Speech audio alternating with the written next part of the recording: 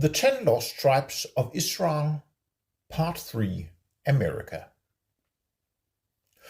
Interesting archaeological findings indicate that the Israelites, in their quest for adventure, had also reached the American mainland, where they apparently established trading colonies and engaged in mining, especially copper mining, on the northern shores of Lake Superior. The Israelites sailed with the Phoenicians, who were significant seafarers, as we read in the book of 1 Kings, chapter 9, verses 26 to 28, where we read about Hiram of Tyre, who was a Phoenician from the ancient Phoenician city of Tyre. And we know that the tribe of Dan also had ships, as we read about in the book of Judges, chapter 5, verse 17. The first colonies in America were founded at the mouths of rivers in what is now New England. The Israelite or Phoenician influence is confirmed by hundreds of stone inscriptions and other archaeological findings in America. The inscriptions are in several languages, including Phoenician and Iberian, also called Punic. The late American professor Barry Fell has written several richly illustrated books documenting these discoveries, including Saga America, America BC, and Bronze Age America. The discovery of such inscriptions and a number of other archaeological finds, including Carthaginian coins from the 4th and 3rd centuries BC, Phoenician and Iberian bronzes, Roman coins from the 1st century AD, etc., has changed our view that America was unknown to the Western world before the time of Leif Erikson and Columbus. The Las Lunas inscription in New Mexico is an example of such early Hebrew script, reminiscent of Phoenician under Greek influence. The inscriptions consist of 9 lines and is a summary of the 10 Commandments, exactly as they are summarized in Exodus chapter 20. A comparison of the archaic tetragrammaton, that is the 4 letters of God's name in Hebrew, in column 4 of the Habakkuk commentary, written approximately 100 BC from the Qumran Cave 1, where the Dead Sea Scrolls were found in Israel, with the Las Lunas inscription attests to the authenticity and great age of the latter. In fact, many discoveries of various objects have been made in North America that have their origin in a people who were artistically far more skilled than the Native American population, the so-called Indians, who also did not have their own written language.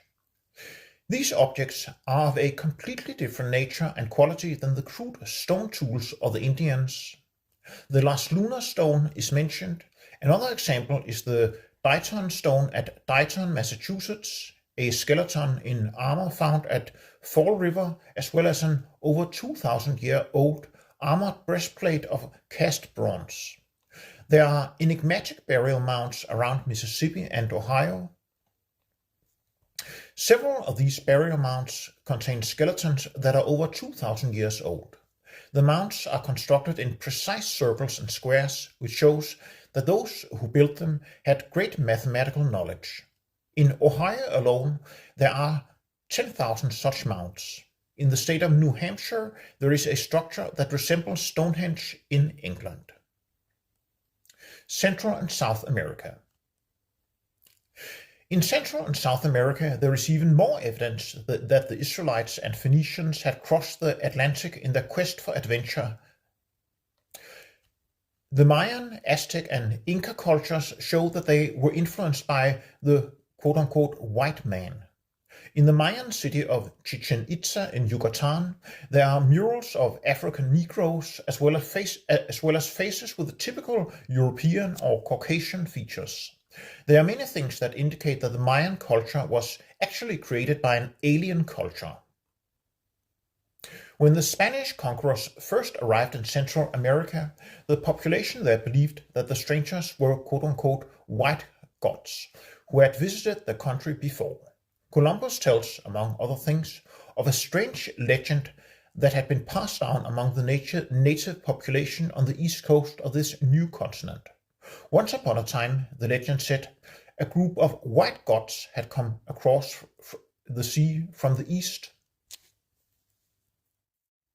When the Spanish conqueror Cortes came to Mexico, he was called the God of Light by the Aztecs. They referred to this god as bright and blue-eyed with a beard, El Hombre Blanco, the white man, and called him Quetzalcoatl.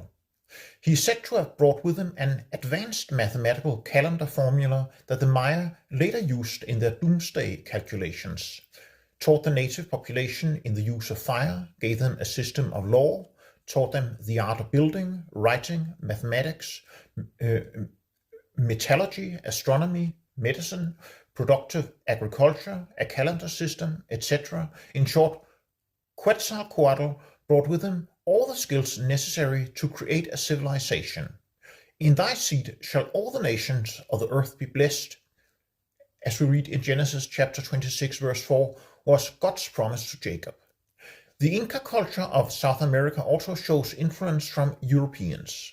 The Inca god Viracocha shows striking similarities to Quetzalcoatl. Viracocha is also described as white with a beard and is said to have brought with him knowledge and skills that formed the basis of the Andean civilization. Both Quetzalcoatl and Viracocha, who were real people, were later deified, that is, made into deities by the local population. This led to a degeneration of the religion, which eventually degenerated into human sacrifice. Phoenician inscriptions on stone are found in both Peru and in the Amazon basin. This shows that the explorers from the west sailed up the Amazon, which is navigable for ocean-going ships across South America, all the way to Iquitos, not far from the foot of the Andes Mountains. This is a good distance from Peru. The traces. The descendants of Abraham, Isaac, and Jacob have left traces of themselves wherever they have traveled. All over the world, these people have wandered in their insatiable desire to explore and conquer new lands. Everywhere they have left a legacy of their genius and innovative abilities, exactly as God's promises had for this special people. As Arthur de Gobineau says, quote, "Everywhere the white race has taken the initiative, everywhere they have brought civilization to others," unquote, from Arthur de Gobineau, Moral and Intellectual Diversity of Races, pages 456 and 458. Few fully understand the breadth and fullness of the blessing that God had bestowed upon the descendants of Abraham, Isaac, and Jacob. In them all the peoples of the earth were to be blessed, and when God blesses, he blesses abundantly. They were to bring light, knowledge, and civilization to all other peoples. This has no so-called racist overtones, but is an inescapable fact that one must be able to bear to be confronted with in the search for truth. It has nothing to do with human dignity or degradation of such. It is an indisputable fact that the desire for conquest and the thirst for gold of Jacob's descendants sometimes became too great, leading to the oppression of the local population, is beside the point in this context. However, the traditions show that neither Quetzalcoatl nor Viracocha were in this category. In the 15th century, when the Mexican conqueror Fernando Cortés and his men set foot in the land of the Aztecs, the natives and their ruler Montezuma initially believed that the conqueror from the east was Quetzalcoatl himself, who had promised to return one day. But the truth was quite different. Driven by a thirst for gold, a madness for conquest, and religious fanaticism, Cortés and his men brought an end to the old empire, which was plundered for its treasures. China. In the Tarim Basin of western China, also called Chinese Turkestan, especially in the areas around Urumqi, mummies of people with unmistakable Caucasian features have been found. Quote, "Surprisingly, these prehistoric people are not Oriental but Caucasian, tall with large noses, blonde hair and round eyes that were probably blue," unquote, from the cover of the book The Mummies of Urumqi by Elizabeth W. Barber. Professor Dr. Victor Mayer first saw these mummies in 1987 and what struck him was that the facial shape was neither Chinese nor Oriental, but typically Caucasian. One of these mummies is a man who was probably about 50 years old when he died, the so-called Trojan man. He has unmistakable Caucasian features and stood 2 meters tall. In the same areas, researchers have also discovered a number of manuscripts from around 100 AD written in an extinct language called Tocharian. Surprisingly, it turned out that Tocharian is closely related to the Indo-European languages spoken in most of Europe, including English, which in turn is related to Hebrew. More on this later. It is reasonable to believe that these people were Israelites who, during their wanderings in Asia, had come as far east as the Tarim Basin. Danaan and Phoenicians. Greek, Irish, Scandinavian, and English writings are full of hints about a people called Danai, Danaan, or Danoni. They were also called Phoenicians or were mentioned in close connection with the Phoenicians. The Lacedaemonians, or the Spartans, who were descendants of the Danaans, claimed during the reign of the high priest Onias, approximately 300 BC, to be descended from the Hebrews. And read about that in the book of 1 Maccabees, chapter 12, verses 7 and 21. Legend has it that Greece was founded by Egyptians. The Israelites were sometimes called Egyptians, for example in Exodus chapter 2, verse 19. The Greek historian Herodotus relates that the most prominent of the foreigners were expelled from Egypt followed a man called Danaus, or Dan, and later Cadmus to Greece, but that the vast majority were led by Moses into the land of Canaan. Cadmus was descended from Calcol. We read about that in 1 Kings chapter 4, verse 31, and 1 Chronicles chapter 3, verse 6, who in turn was descended from Judah. In other words, Calcol and his brother Dada were grandsons of Judah. Cadmus and his group came to Greece after Israel had entered Canaan. The ancient religion of Colchia in Greece is named after Calcol, and the Dardanelles Strait is named after Dada. Historical records tell of Calcol's descendants migrating west along the Mediterranean coast, where they founded so-called Iberian, that is Hebrew, trading colonies. One such colony was called Saragossa, and is now the city of Saragossa in Spain, or the fortress of Zara. Zara was, as we know, the son of Judah. Ireland. From Spain, the Iberians or Israelites migrated to Ireland, which they called Iberia after themselves. This name was later Latinized to Hibernia. Judas's grandson Calcol became the founder of the ancient Irish dynasty of kings. Both he and his brother Dada had immigrated from Egypt before the exodus to Canaan. One of the early chronicles of Ireland links the Danaan people, or Tuatha de Danaan, that is the people of God who invaded Ulster, to the Greek Danaans and Spartans. According to the Irish Annals of the Four Masters, the Tuatha de Danaan colony defeated the Quatbalks and thereby became masters of Ireland.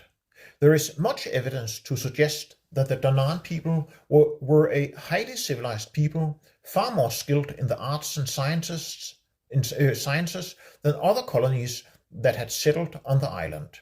The arrival of the Danaan people in Ireland is dated to approximately 1200 BC, that is 85 years after Deborah and Barak's victory, when we are told that Dan had ships. We read about that in the book of Judges, chapter 5, verse 17. And if you would like to know more about the subject of the Lost 10 Tribes of Israel, you can buy the book The Lost 10 Tribes of Israel in Europe and Their Future Reunification with the House of Judah by Mikkel S. Krag. That's me who's narrating this video. It is a new book published last year, and you can buy it on Amazon. The price excluding postage and handling is $9 for the paperback version. For the hardcover version, it is $17, and you can also buy it as a Kindle ebook. The price is $2, and there's of course no postage and handling for the ebook.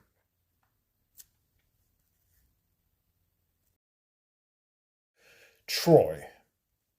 We remember the story of Jacob's son Judah, who had twin sons with his daughter-in-law Tamar. We read about that in Genesis chapter 38. Why is this incident recorded in the Bible? Because it gives us a key to tracing Judah's descendants. One of these sons was named Zerah. Sarah had 5 sons. One of these was named Dada, also called Dara or Dardanus, in 1 Chronicles chapter 2 verse 6. Dada's descendants made up a large percentage of the tribe of Judah, who never entered the land of Canaan because they had already immigrated during the Egyptian period. According to the genealogical tables in Windsor Castle in England, Dada's descendants were Eryxenus, Troas, Ilus, Laomedan, Priam, Hector, Astyanax, and Polydorus. The historian Josephus calls Dada Dardanus, while Trojan genealogical tables call him Darius. It was Dada or Dardanus who founded the city and kingdom of Troy 30 years before the exodus from Egypt. See, for example, Petavius' History of the World. As mentioned, the Dardanelles, also known as the Hellespont Strait at Troy, still bears the name of Dardas. After the Trojan War and the fall of Troy, which according to Eratosthenes of Alexandria and Apollodorus occurred in 1183 BC, Hector's cousin Aeneas and his great-grandson Brutus fled to Italy. It should be noted that Julius Caesar's family through Julia claimed descent from Aeneas.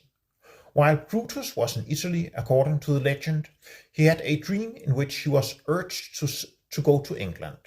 We quote, "Brutus, there lies beyond the Gallic borders an island surrounded by the Western Sea." Unquote. Brutus, who was a descendant of Judah and Tamar and therefore an Israelite, went with a larger group of Trojans who were also Israelites to England, where he arrived in 1103 BC. In Totnes on the river Dart, there is a historical memorial stone, the so-called Brutus stone, commemorating Brutus's arrival in England. This is the first authentic account of a group of people coming to England. Tradition says that on his way to England, Brutus came across 4 other Trojan colonies on the Spanish coast, and he persuaded them to follow him over to the so-called White Isles, as England was then called. Brutus set out to found a city, Caer Troia, meaning New Troy. After reaching the river Thames, he found the surroundings ideal and founded New Troy, which was later called Tri Noventum. The Romans later called the city Londinium, which was later called London. Perhaps not many people are aware that the river Thames was named after the Trojan and Israelite Thyamis or Thyamis. Gauls. From the 4th century BC, Celtic tribes invaded northern Italy, where they were called Cimbri. The Roman historian Sallust, who lived 86 to 34 BC, called them Gauls. Other Roman historians referred to them as Celts. Modern historians have apparently not accepted the clear evidence that the Cimbri in Jutland and the Gauls in France had a common origin. The Cimmerians, who were known to the Greeks on both sides of the Black Sea. Both the Frisians and the Cimbri have a common origin in the Cimmerians or Israelites. Scandinavia. After the Anglo-Saxons migrated to England around 450 to 600 AD, two important groups of Scythian or Israelite origin remained on the west coast of Norway, the Danes and the Norwegians. History books call them somewhat incorrectly Vikings. The Norwegian and Danish populations are almost entirely descended from these Norwegians and Danes. They were a branch of the Scythians who came from the east and descended from Israelites of either the Scythian or Cimmerian branch of the ancient Cimmeri, the Assyrian name for Israelites. In his work, The Viking Age, Du Chaillu says, quote, "With the aid of the ancient Greek and Roman writers, a careful perusal of the sagas will help to hammer out a fairly continuous history and without any serious break in the chain of events.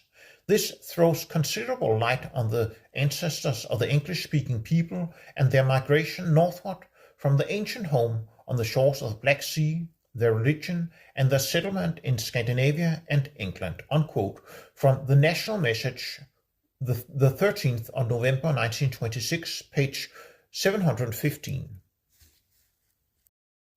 Norse mythology.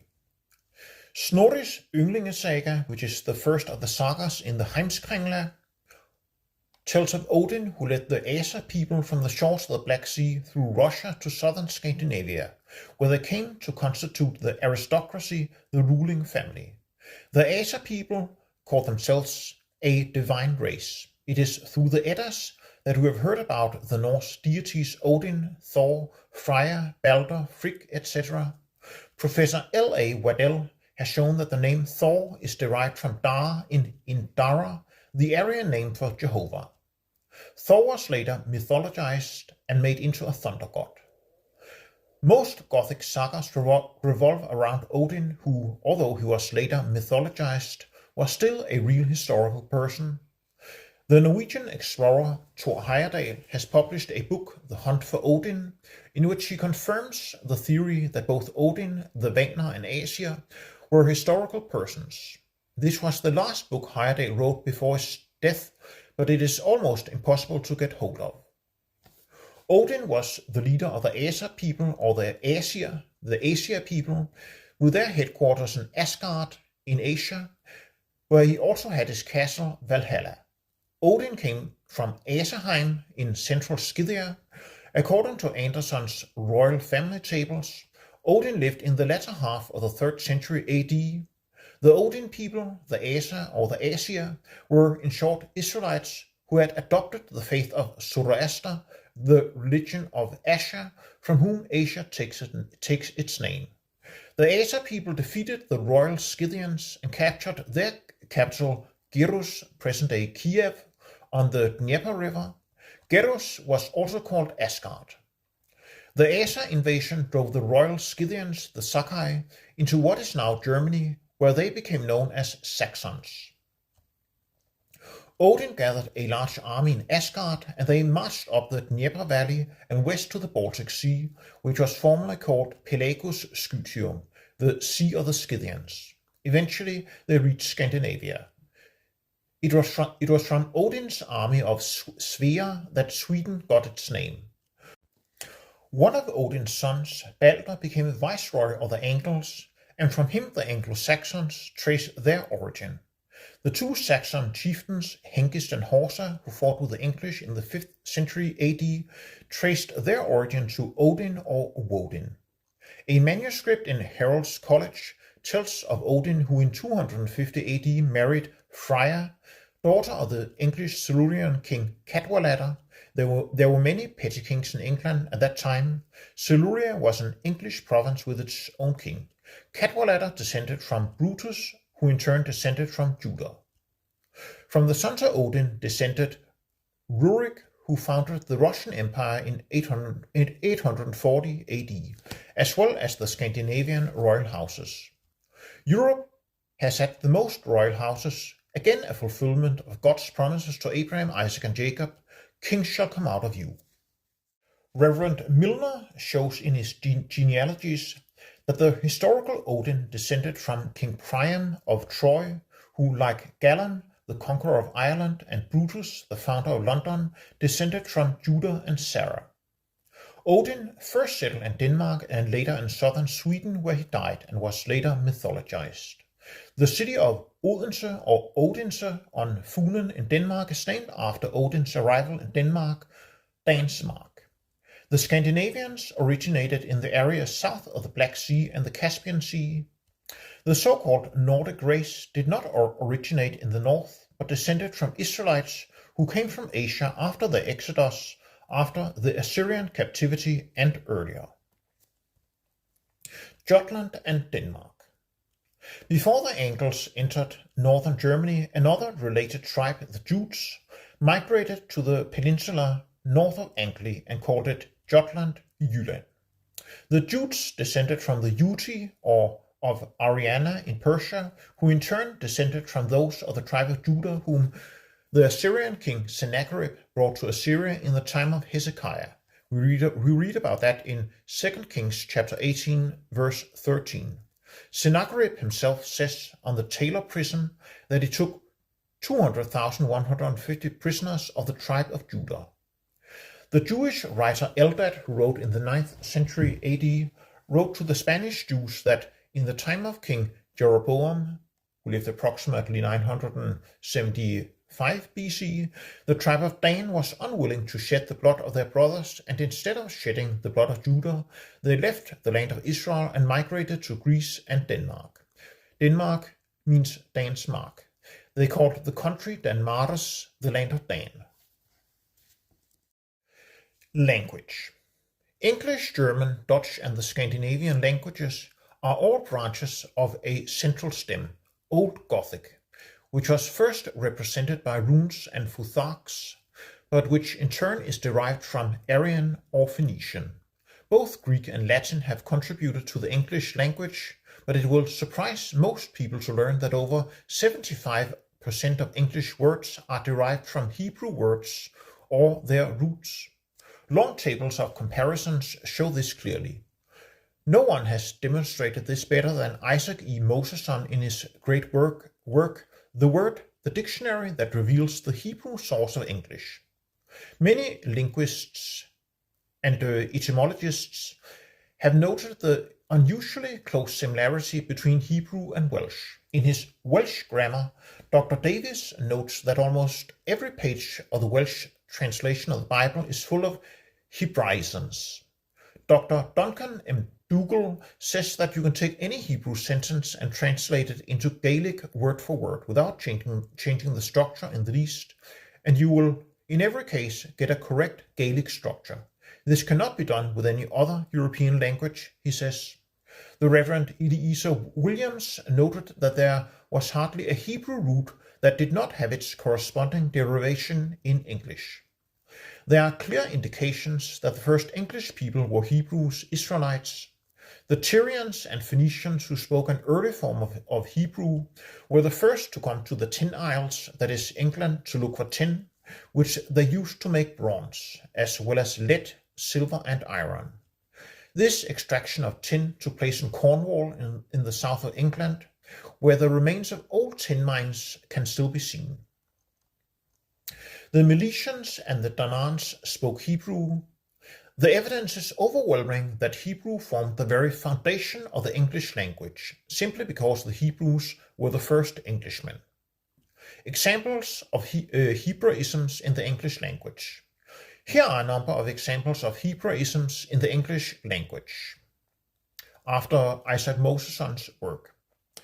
English zebra, in Hebrew zebi, English giraffe, Hebrew garaf, English kitten, Hebrew kiton, English shrub, Hebrew shrub, English berry, Hebrew peri, English ash, Hebrew ash, English booth, Hebrew beeth, English element, Hebrew elem, English noon, Hebrew noam, English sea, Hebrew zee, English skull, Hebrew skull, English lung, Hebrew lung, English navel, Hebrew navel. Isaac Moseson claims that almost all English words are derived in some way from Hebrew root words. Memorials. The Danites, who were closely related to the Phoenicians, have left their mark on the European continent. However, Dan was also a seafaring nation and also immigrated by sea. Wherever the Phoenicians went, we hear of the Danaan people. We find, among other things, many place names, for example rivers, where the name is connected with Dan. For example, the Danube, also called the Donau, Danastris, also known as the Dniester, the Danapris, now called Dnieper, the Don, the Rodan, now known as the Rhône, Eridan, now known as Po. Other names are also connected with Dan, for example, Danzig, Kodan, that is the Baltic Sea, Denmark, in Danish, Denmark, Doncaster, Danonia in Devonshire, Dundalk, Donegal. It is not so surprising that conquerors named places after themselves. If we look at a map of Alexander the Great's Hellenistic Empire, we find that almost every city bears the name Alexandria or Alexandropolis. One of Dan's characteristics was that he would leave a trail behind him, like a serpent in the path. Genesis chapter 49, verse 17. On the Crimean Peninsula in the Black Sea, many dolmens and burial mounds have been found with interesting inscriptions telling of the wanderings of the Hebrews. Professor Bruce Hanai mentions, for example, a manuscript found in one of these burial mounds which reads, quote, "I am Yehudi, the son of Moses, the son of Yehudi the Mighty, a man of the tribe of Naphtali, whom Prince Shalmaneser in the days of Hoshea, king of Israel, carried away from Samaria with the other tribes of Israel. They were carried away to Hala, to Habor, which is Kabul, to Gozan, and to Chersonesus, which is Crimea." Unquote. In the Crimea, numerous ancient burial chambers have also been found with Hebrew and Phoenician inscriptions on the tombstones. Professor Qualson of St. Petersburg deciphered 700 of these inscriptions. One of them reads, quote, "This is the tombstone of Buki, the son of the priest Yitzhak. May his rest be in Eden at the time of the salvation of Israel, in the year 707 of our exile. If we date this from the fall of Samaria in 717 BC, the tombstone dates from about 15 to 12 BC. It is striking that there are so many Hebrew monuments in Crimea and that for some reason they are ignored by modern scholars. But this is because this topic is moving on biblical grounds and it does not fit with the view of the majority of modern historians who believe in the theory of evolution. These scholars are allergic to anything that tastes of biblical history. Races. Contrary to conventional belief, Adam was a white man. In Hebrew, the meaning of the word Adam is to show blood in the face, to be fair, ruddy, capable of blushing, a characteristic of the white race. See Strong's Concordance, Hebrew word numbers 119 and number 120. It is evident that Adam was called Adam because he had these characteristics: a fair complexion with a reddish tinge due to the blood pigment hemoglobin, which was visible through the pigmentless skin. This is the meaning of the word Adam, which can also mean earth, and these physical characteristics of Adam are found only in the white race. That Adam's wife Eve was also of the same race is self-evident. Among the Dead Sea Scrolls found in Cave 1 is a scroll called the Genesis Apocryphon, also called the Scroll of the Patriarchs. It states that Abraham's wife Sarah had white and soft skin, and that she had long beautiful hair. Abraham descended in a direct line from Shem, Noah's son. Noah himself descended in a direct line from Adam, as we read about in Genesis chapter 11, verses 11 to 26, and Genesis chapter 5, 1 to 32. There is no reason to believe anything other than that Noah, Shem, and Abraham were also white. This may contradict popular belief, but there is no reason to believe anything else. Laban, Rebekah's brother, was the son of Nahor, Abraham's brother. Abraham demanded that his son Isaac have a wife from his own family. Genesis chapter 24, verse 4. The name Laban in Hebrew simply means white or the white one. There is no reason to believe anything other than that the rest of Abraham's family were also white. Isaac, Abraham's son by Sarah, was of course also a white man. All indications indicate that the Israelites of the Bible, the descendants of Abraham, belong to the Caucasian race, where the prominent features are fair skin, classic features, fair hair and blue eyes. Although there are variations, this is the dominant type. Racism, some say. No way, it is fact. Egyptian reliefs show, among other things, captives from Canaan, which show the appearance of the Israelites and Judahites.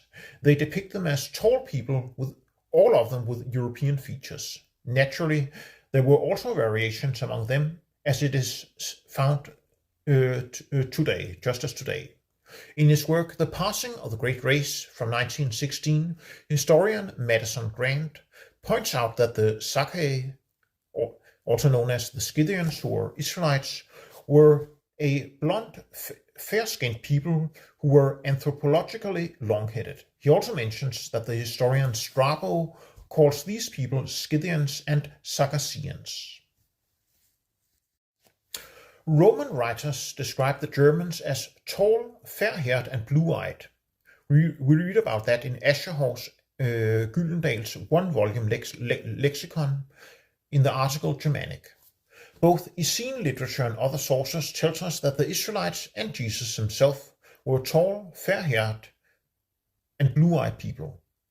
In a report that Pilate sent to Emperor Tiberius, he described Jesus as follows, quote, "One day, as I was passing by Siloam, I saw many people gathered. In the middle of this group, I noticed a young man leaning against a tree and quietly and calmly speaking to the assembly. I was told that this was Jesus.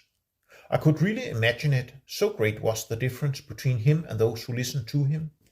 His golden hair and beard gave him an almost heavenly appearance. He appeared to be about 30 years old. Never before had I seen such a gentle face with such sublime calm.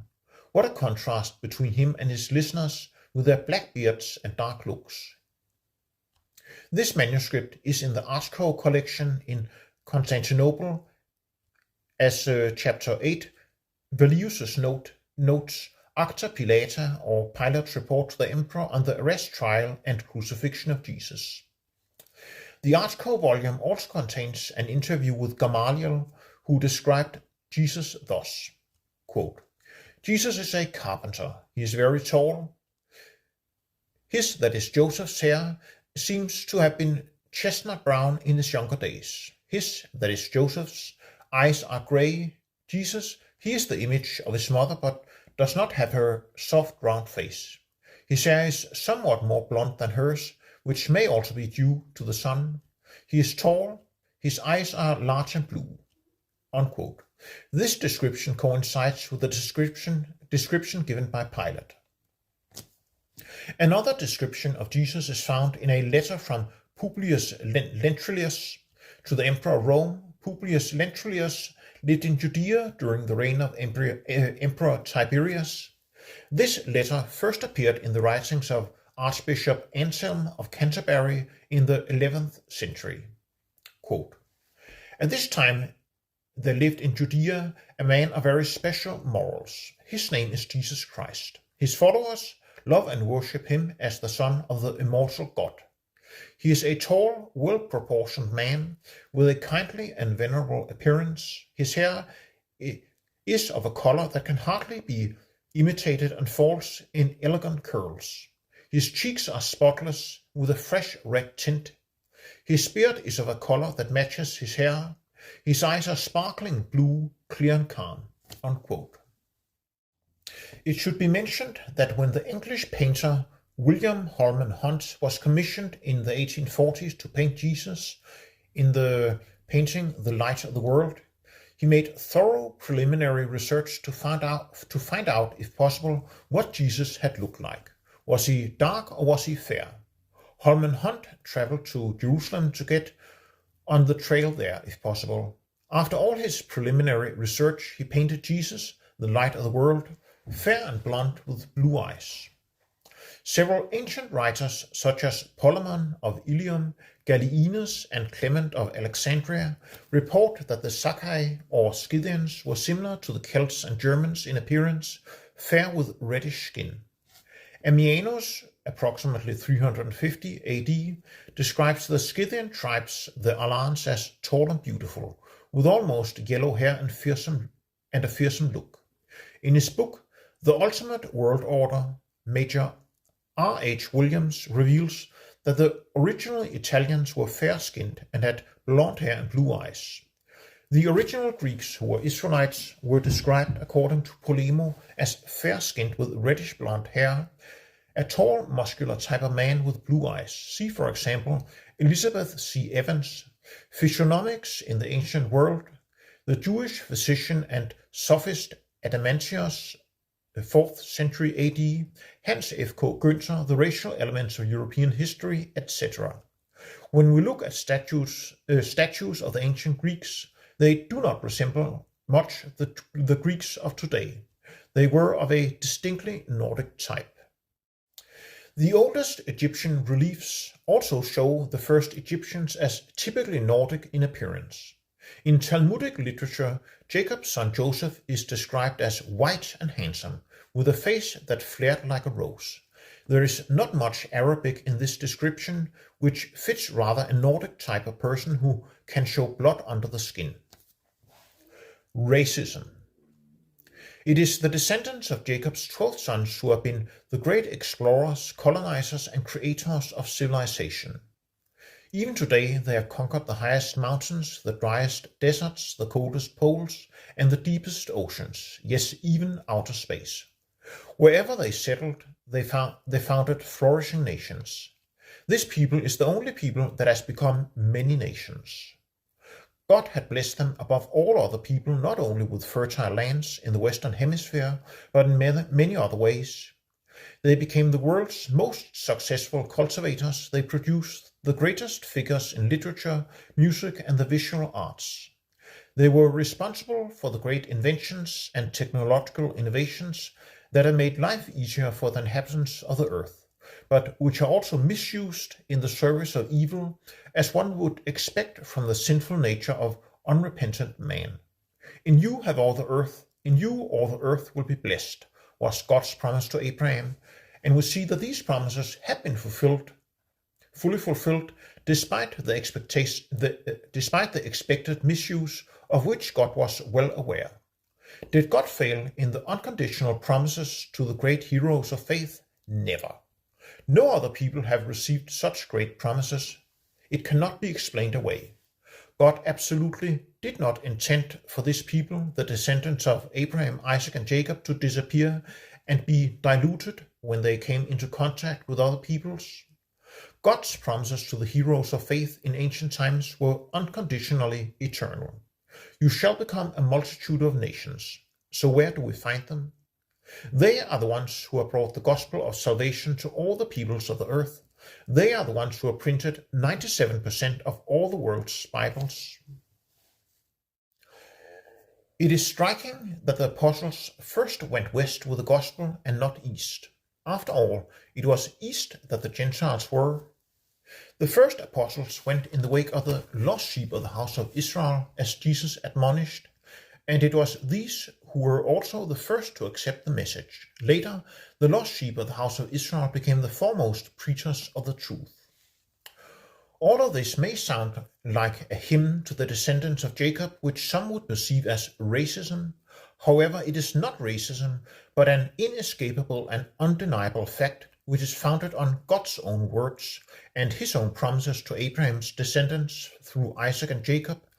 Amidst all the clamor about racism, there is no problem in documenting all of the above claims. Many of them are self-evident and undeniable. The word racism has become a bland but well-used cliché in our time as the New World Order attempts to lump all nations together into a conglomerate of unisex, uniculture, and unirace. This attempt will fail. It is a historical fact that successful and enduring societies have always had a high degree of homogeneity among their populations. When this homogeneity is diluted, as it is in the West today, the once successful society begins to degenerate. When all for the country was the driving force of the nation's native citizens, society flourished. Jacob's descendants have been guilty of many atrocities throughout history, as have other peoples, so this is off topic. It has to do with the evil, sinful nature of man and is not limited to any particular race. No one need feel offended by this article. It is not intended as a racial slur or a degradation of other races and cultures, but an attempt to illustrate the effects of God's promises and blessings to the descendants of Abraham, Isaac, and Jacob. God's salvation is open to all people, regardless of race, and the Christian has no right to despise people of other races or skin colors. But it was God who set boundaries between the nations, Acts 17:26, because he saw that it was best.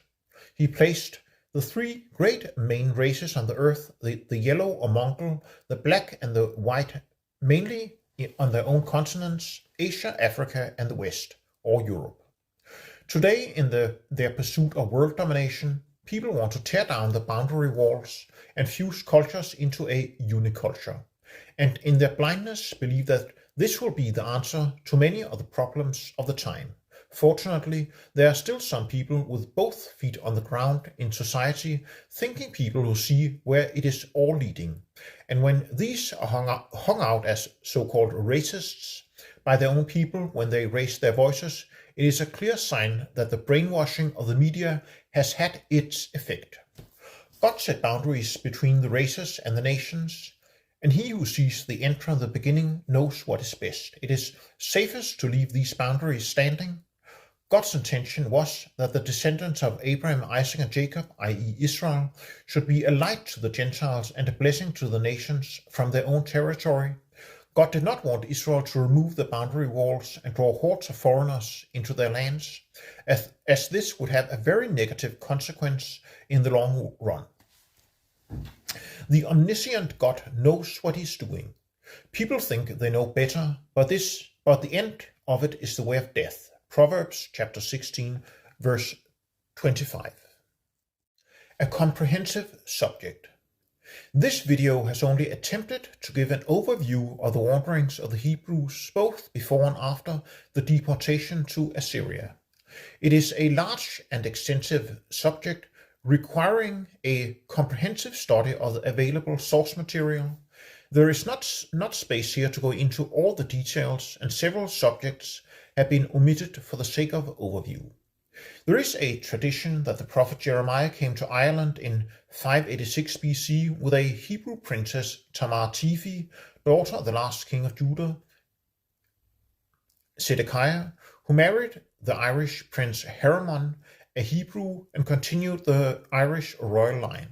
This and other subjects related to Israel's wanderings we're going to discuss in other articles and videos. There are certainly some who will argue that much of this material is built on myths, traditions, and legends, and therefore cannot be taken seriously. However, a legend, or a tale, or tradition is built on a real event, and therefore provides important historical clues. Examples of this are Norse mythology, the Arthurian legends, Irish legends, the flood legends, as well as Greek and Roman legends. These legends are based on real historical events, which have later been dressed in many more feathers than the original feathers. The event has become a legend. However, these provide important keys, among other things, in our studies of migrations and the emergence of nations. Why do modern historians, ethnologists, and archaeologists not pay more attention to ancient Israel? Why do they apparently ignore the clear evidence that Israel is the origin of the white Western world? The answer is simple. Modern researchers have no faith in the Bible and its account of the origin of man and peoples. Their disbelief leads them to ignore or suppress important material that confirms the Bible's credibility. They therefore try to illuminate history from completely different angles. Modern research claims that man and civilizations arose almost by themselves. The Scythians originated in Asia, and Europe was eventually populated by peoples who came from somewhere in Asia, just not south of the Caucasus where Israel was taken away. Ironically, researchers call the white race the Caucasian race and trace it back to the Caucasus regions. If researchers had illuminated the whole thing from a biblical point of view and gone beyond the Caucasus, they would have solved the problem of the riddle. But then they were also forced to take a look at the Bible's account of the origin of man and the origin of nations and peoples. It's as simple as that. As mentioned, this article only aims to provide an overview of the wanderings of the Hebrews. There is a large amount of material that must be reviewed in order to write such an article or the script for this video, and the possibilities are therefore present for errors and inaccuracies to creep in. However, it is not the individual details that are important, but rather the overall picture. What happened to Abraham's descendants who were to become immensely numerous? What happened to the Israelites of the Bible who disappeared from their own land? This video has attempted to clarify these questions based on all available evidence.